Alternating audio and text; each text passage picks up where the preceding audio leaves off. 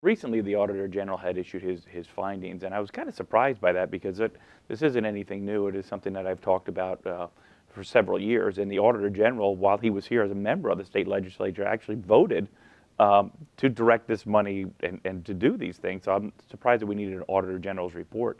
In 2012, when I first came in, I authored legislation to start to move some of that funding from the state police out of the motor license fund and back into the general fund. That was a practice that had started years ago and really escalated under the Rendell administration.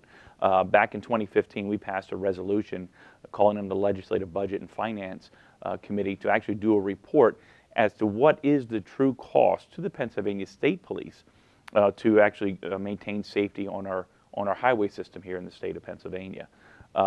With that said, the cost came back to be somewhere around $500 million. I think it was $532 million was the estimated cost, and that was from the study that had been done. We're currently paying over $700 million a year. So we have started to phase, we passed legislation to phase that back and start drawing those dollars out and putting that money back into the motor license fund. It's my opinion that that money should be going to roads and bridges and into the motor license fund. I think the state police do deserve some of that funding because they do maintain our highway system. That is a big part of their charge.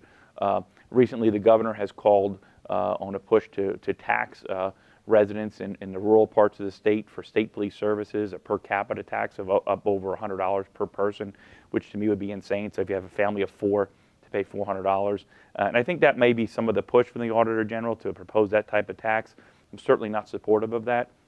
I think Pennsylvanians pay one of the highest gas taxes in the nation. We also have registration fees and fines that go into the motor license fund as well. And I think we need to really hold PennDOT accountable to how that money is being spent. The roads in Carbon County, in my opinion, have been neglected for years.